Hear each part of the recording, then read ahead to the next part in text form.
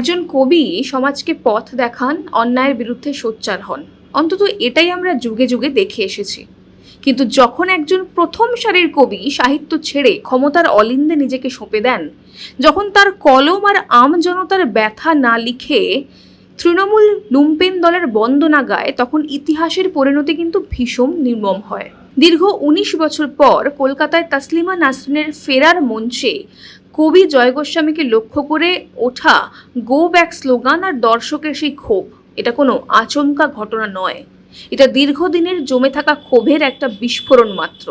বাংলা সাহিত্যের ইতিহাসে জয় গোস্বামীর অবদান নিয়ে কোনো প্রশ্ন নেই, কিন্তু সাহিত্যিকের শ্রেষ্ঠত্বই কি মানুষের হৃদয়ের শেষ কথা, নাকি শাসক দল আর ক্ষমতার চাটুকারিতা করতে গিয়ে একজন কবি শেষ পর্যন্ত নিজের সামাজিক সম্মান আর গ্রহণযোগ্যতাটুকুও হারিয়ে ফেলেন? ঠিক কী কারণে এই মুহূর্তের অন্যতম শীর্ষ কবি হয়েও জনতার দরবারে আজ তিনি এতটা অপ্রাসঙ্গিক এবং বিতর্কিত? আজ আলোচনা করব সেটাই, শেষ পর্যন্ত সঙ্গে থাকবেন। নমস্কার, আমি স্বাতী। মাধ্যম ইউটিউব চ্যানেলের আরও একটি ভিডিওতে আপনাদের স্বাগত জানাই। 1 আগস্ট 2026 বাংলার সাহিত্য জগতের ইতিহাসে এক অমোঘ দিন। 2007 সালে তথাকথিত সেকুলার বাম সরকারের আমলে সংস্কৃতির পীঠস্থান কলকাতা থেকে এক বস্ত্রে বিতাড়িত হয়েছিলেন তাসলিমা নাসরিন, আর ফিরলেন 2026 সালে 19 বছর পর বামেদের তাগিয়ে দেওয়া তথাকথিত সাম্প্রদায়িক দল বিজেপির ক্ষমতায় আসার পর। এই অনুষ্ঠান ঘিরে মানুষের আগ্রহ ছিল তুঙ্গে। সেখানে ঠিক কী হয়েছে বহু মানুষ উপস্থিত থেকে দেখেছেন, অথবা ইতিমধ্যেই টিভির পর্দায় বা সোশ্যাল মিডিয়ার মাধ্যমে জেনে গিয়েছেন। আমি নিজেও ওই অনুষ্ঠানে একজন দর্শক হিসেবে উপস্থিত ছিলাম। খুব সুন্দরভাবে অনুষ্ঠান এগোচ্ছিল। মানুষজন উদ্গ্রীব হয়েছিলেন তাসলিমা নাসরিনের বক্তব্য শোনার জন্য। মঞ্চে বিশিষ্ট অতিথিরা তাদের বক্তব্য শেষ করার পর অবশেষে বলতে উঠলেন তাসলিমা নাসরিন। তাল কাটল সেই মুহূর্তেই। মঞ্চ থেকে তিনি লক্ষ্য করেছিলেন দর্শক আসনে বসে রয়েছেন কবি জয় গোস্বামী। একজন লেখক হিসেবে তাসলিমা নাসরিন তার অগ্রজ এবং এই মুহূর্তে অন্যতম বাংলা সাহিত্যের বিশিষ্ট কবি জয় গোস্বামীকে মঞ্চে ডেকে নেন। তারপরেই শুরু হলো গন্ডগোল। দর্শক আসনে বসে থাকা মানুষজন প্রবল আপত্তি জানাতে শুরু করেন। বলা হয়, একজন চটি চাটা কবিকে কিছুতেই অনুষ্ঠানে জায়গা দেওয়া যাবে না, তাকে বয়কট করতে হবে। এরপরেই মঞ্চ থেকে নেমে যান জয় গোস্বামী। যদিও তারপর কোনো রকম ব্যাঘাত ছাড়াই সুন্দরভাবে সম্পন্ন হয় অনুষ্ঠানটি, কিন্তু পুরো অনুষ্ঠানে মিডিয়া ছিল, আর সেখান থেকেই বিষয়টা লাইভ টেলিকাস্ট হতে শুরু করে। পুরো বিষয়টা সামনে আসতেই বাঙালি বিদ্য সমাজ দুভাগে বিভক্ত হয়ে যায়। একদল বলছে জয় গোস্বামীর এই অপমান প্রাপ্য ছিল, আর একদল বলছে এত বড় একজন কবি জয় গোস্বামী, তার মতো একজন মানুষকে কলকাতার মতো জায়গায় বলতে দেওয়া হলো না। এটা ব্যক্তি স্বাধীনতা এবং বাক স্বাধীনতার পরিপন্থী। বামপন্থী, তৃণমূলপন্থী এরা হঠাৎ করে বিবেক সাজতে শুরু করেছে। জয় গোস্বামীর জন্য একেবারে কেঁদে গড়িয়ে পড়ছে। আর কার কি মত সেই নিয়ে আমি এখানে আলোচনা করব না, এমনকি আমি আমার নিজের মতামত নিয়েও আলোচনা করব না। আমি শুধু আজ বিশ্লেষণ করব বাংলার অন্যতম সেলিব্রেটেড কবি বর্তমান সময়ে যিনি, তার এই দৈন্যদশা কেন এমন দিন দেখতে হলো যাকে নেমে যেতে হলো চুপচাপ মঞ্চ থেকে। দেখুন, আমরা সবাই জানি জয় গোস্বামী মমতা বন্দ্যোপাধ্যায়ের স্তাবক ছিলেন। চলতি বছর এই মঞ্চে তৎকালীন মুখ্যমন্ত্রী মমতা বন্দ্যোপাধ্যায়ের পাশে দাঁড়িয়ে, মানে ধর্ণা মঞ্চে, কবি জয় গোস্বামী বলেছিলেন, যতদিন বাঁচবো মমতা যেখানে থাকবেন আমি সেখানে থাকবো। আমার জন্মাবধি এমন মুখ্যমন্ত্রী আমি দেখিনি, আমি তার পায়ের কাছে বসে থাকবো। কবির এই মন্তব্য ঘিরেই তখন শোরগোল পড়েছিল। মমতা বন্দ্যোপাধ্যায়ের আসন এভাবে চলে যাবে তিনি হয়তো ভাবেননি। তিনি ভেবেছিলেন আরও কিছুদিন চাটুকারিতা করলে আরও 5 বছর নিশ্চিন্তে জীবন কাটানো যাবে বুদ্ধিজীবী ভাতায়। দেখুন সেই ভিডিও। আমার তো 72 বছর বয়স হয়ে গেল, আর এখন আমার জলশক্তি ইত্যাদি ওইগুলো অনেক অসুবিধা হয়ে গেছে। তবু আমি যতদিন বাঁচব মমতা যেখানে থাকবেন আমি সেখানে থাকবো। এখানেই শেষ নয়। 2026 সালে বিধানসভা নির্বাচনের ঠিক আগে আনন্দবাজার পত্রিকায় জয় গোস্বামীর একটি সাক্ষাৎকার নিয়েছিল। মোট 13 দফা প্রশ্ন করা হয় তাকে। প্রতিটি প্রশ্নের উত্তরেই ঝরে পড়েছিল মমতা বন্দ্যোপাধ্যায়ের প্রতি আনুগত্য। আমি বরং কয়েকটা প্রশ্ন উত্তর আপনাদের সামনে একটু পড়ি, তাহলে বুঝবেন ঠিক কিরকম মানুষ জয় গোস্বামী। তাকে প্রশ্ন করা হয়, মুখ্যমন্ত্রী হিসেবে কাকে দেখতে চান? উত্তরে জয় গোস্বামী জানান, মুখ্যমন্ত্রী হিসেবে আমি আবারও মমতা বন্দ্যোপাধ্যায়কেই দেখতে চাই। তাকে প্রশ্ন করা হয়, আপনি দল দেখে ভোট দেন নাকি প্রার্থী দেখে? জয় গোস্বামী বলেন, মমতা যে দলে আছে আমি সেই দলকেই ভোট দিই। আমি মমতাকে দেখে ভোট দিই, প্রার্থীকে তা দেখে আমি ভোট দিই না। আমার যদি শরীরে দিত তাহলে আমি তার হয়ে তার কেন্দ্রে গিয়েও প্রচারও করে আসতাম। এরপরের প্রশ্ন, পছন্দের রাজনীতিবিদ কে? পশ্চিমবঙ্গে তাঁবর তাঁবর রাজনীতিবিদ ছিলেন। বিধানচন্দ্র রায় থেকে শুরু করে বুদ্ধদেব ভট্টাচার্য কিংবা জ্যোতি বসু, তিনি কারোর নাম নেননি। তিনি বললেন, আমি অভিষেকের মতো বুদ্ধিমান, সংযত এবং টু দ্য পয়েন্ট কথা বলা অল্প বয়সী রাজনীতিবিদ খুব কম দেখেছি। এত কম কথায় সব বুঝিয়ে দেন, এটা বিরাট ক্ষমতা। আর একজনকে ভালো লাগে, তিনি হলেন সাংসদ মহুয়া মিত্র। এই সাক্ষাৎকারটি নির্বাচনের আগে আনন্দবাজার ডিজিটাল পেজে প্রকাশিত হয়।